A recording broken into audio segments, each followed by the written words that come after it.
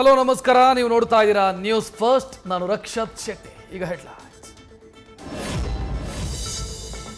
ಸಿದ್ದರಾಮಯ್ಯ ಅವರು ಪೂರ್ಣಾವಧಿ ಸಿಎಂ ಆಗಲಿ, 5 ವರ್ಷ ಆಡಳಿತ ಪೂರ್ಣಗೊಳಿಸಿದರೆ ದಾಖಲೆಯಾಗತ್ತೆ, ಅವರೇ ಇದ್ರೆ ನಮಗೂ ಖುಷಿ ಆಗತ್ತೆ ಅಂದ್ರು ಗೃಹ ಸಚಿವ ಪರಮೇಶ್ವರ್.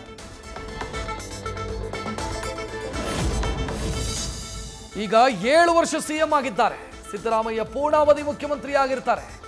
ದೇವರಾಜ ಅರಸವರ ದಾಖಲೆ ಮುರಿತಾರೆ. ಸಿಎಂ ಪರ ಆಪ್ತ ಸಚಿವ ಎಂಬಿ ಪಾಟೀಲ್ ಭರ್ಜರಿ ಬ್ಯಾಟಿಂಗ್.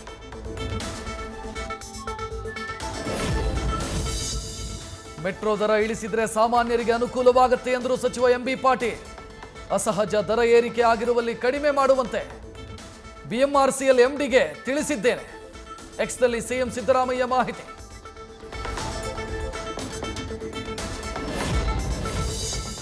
ಉದಯಗಿರಿಯಲ್ಲಿ ಗಲಭೆ, ಕಲ್ಲು ತೂರಾಟ ಪ್ರಕರಣ. ಕಲ್ಲು ಎಸಿತಾ ಇರೋ ಮತ್ತೊಂದು ಸಿಸಿಟಿವಿ ದೃಶ್ಯ ಲಭ್ಯ. ದೃಶ್ಯಗಳನ್ನು ಆಧರಿಸಿ ಮತ್ತೆ 5 ಬಂಧನ. ಬಂಧಿತರ ಸಂಖ್ಯೆ 13ಕ್ಕೆ ಏರಿಕೆ.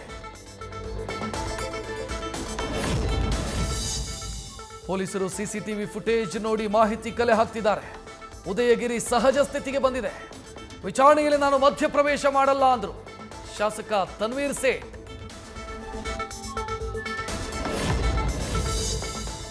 ವಾರದೊಳಗೆ ರಾಜ್ಯ ಕಾಂಗ್ರೆಸ್ಗೆ ನೂತನ ಸಾರಥಿ ನೇಮಕ ಸಾಧ್ಯತೆ.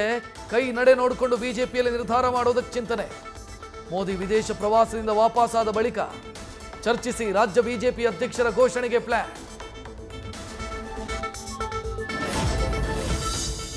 ಎಐಸಿಸಿ ಅಧ್ಯಕ್ಷರ ಹೇಳಿಕೆಯಿಂದ ಕಾಂಗ್ರೆಸ್ನಲ್ಲಿ ಗರಿಗೆದರಿದ ಚಟುವಟಿಕೆ. ಕೆಪಿಸಿಸಿ ಅಧ್ಯಕ್ಷ ಬದಲಾವಣೆ ಸುಳಿವು ಕೊಟ್ಟಿರೋ ಖರ್ಗೆ. ಕೆಪಿಸಿಸಿ ಪಟ್ಟ ಅಹಿಂದಕ್ಕೋ ಲಿಂಗಾಯತ ಸಮುದಾಯಕ್ಕೋ ಚರ್ಚೆ ಜೋರು. ಕೆಪಿಸಿಸಿ ಅಧ್ಯಕ್ಷ ಗಾದಿಯ ಸುತ್ತ ವಾಲ್ಮೀಕಿ ವ್ಯೂಹ.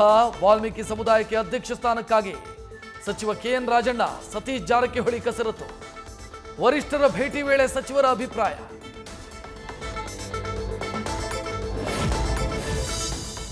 ಭೀಮಾ ತೀರದ ಹಂತಕ ಬಾಗಪ್ಪ ಹರಿಜನ ಬರ್ಬರ ಹತ್ಯೆ ಕೇಸ್. ಅಡುಗೆ ಮಾಡೋ ಸಂಜನಾ ನೀಡಿದ ಮಾಹಿತಿ ಆಧರಿಸಿ ಬಾಗಪ್ಪನ ಮಗಳಿಂದ ದೂರು. ಪೊಲೀಸರಿಂದ ತನಿಖೆ ಚುರುಕು.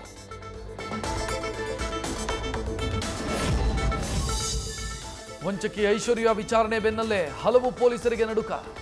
ಸಿಡಿಆರ್ ತೆಗೆದುಕೊಟ್ಟಿದ್ದ ಅಧಿಕಾರಿಗಳಿಗೆ ಕಠಿಣ ಕ್ರಮವಾಗೋ ಭಯ. ಎಸಿಪಿ ಚಂದನ್ ಮುಂದೆ ವಿಚಾರಣೆಗೆ ಹಾಜರಾಗಲಿರೋ ಐಶ್ವರ್ಯ.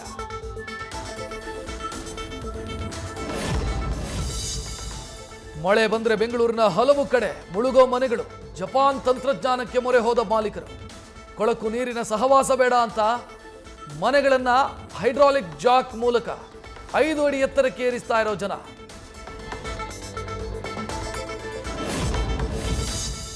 ನಾಲ್ಕನೇ ದಿನಕ್ಕೆ ಕಾಲಿಟ್ಟ ಏರ್ ಇಂಡಿಯಾ ಏರ್ ಶೋ. ಲೋಹದ ಹಕ್ಕಿಗಳ ಕಲರವ ಕಣ್ತುಂಬಿಕೊಳ್ಳಲು ಇವತ್ತಿನಿಂದ ಸಾರ್ವಜನಿಕರಿಗೆ ಅವಕಾಶ. ಮಧ್ಯಾಹ್ನ 12 ಗಂಟೆ ನಂತರ ವೈಮಾನಿಕ ಪ್ರದರ್ಶನ.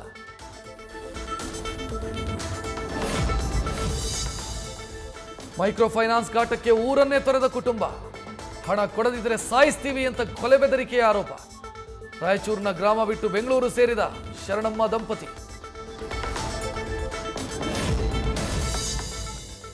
ಬೆಳಗಾವಿಯಲ್ಲಿ ಫೈನಾನ್ಸ್ ಮ್ಯಾನೇಜರ್ ಮೋಸ, ಬೀದಿಗೆ ಬಂದ ಕುಟುಂಬ. ಮಣಪುರಂ ಫೈನಾನ್ಸ್ನಲ್ಲಿ 7 ಲಕ್ಷ ಲೋನ್ ಪಡೆದು ಕಂತು ತುಂಬಿದ್ದ ಯಶವಂತ್. ಆದರೆ ಬ್ಯಾಂಕ್ಗೆ ಹಣ ಜಮಾ ಮಾಡದೆ ಮ್ಯಾನೇಜರ್ ವಂಚನೆ, ಕುಟುಂಬ ಕಂಗಾಲು.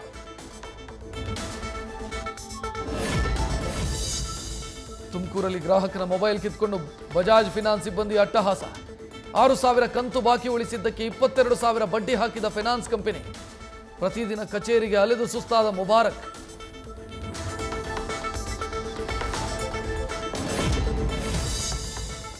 ಶೀಘ್ರದಲ್ಲೇ ರಾಜ್ಯದ ಜನರಿಗೆ ಕರೆಂಟ್ ಶಾಕ್. ವಿದ್ಯುತ್ ದರ ಹೆಚ್ಚಳಕ್ಕೆ ಬೆಸ್ಕಾಂ ಸಿದ್ಧತೆ.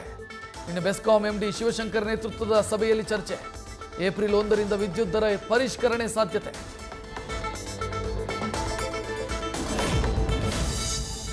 ಪ್ರಯಾಗ್ರಾಜ್ನ ಕುಂಭಮೇಳದ ಪುಣ್ಯ ಸ್ನಾನದಲ್ಲಿ ಭಾಗಿಯಾದ ಶಾಸಕ ರಮೇಶ್ ಜಾರಕಿಹೊಳಿ ಮಹಾಕುಂಭಮೇಳದಲ್ಲಿಂದಲೂ ಪಾಲ್ಗೊಳ್ಳಲಿದ್ದಾರೆ. ಬಿವೈ ವಿಜಯೇಂದ್ರ ದೆಹಲಿಯಿಂದ ನೇರವಾಗಿ ತೆರಳಿ ಸಂಗಮದಲ್ಲಿ ಪವಿತ್ರ ಸ್ನಾನ.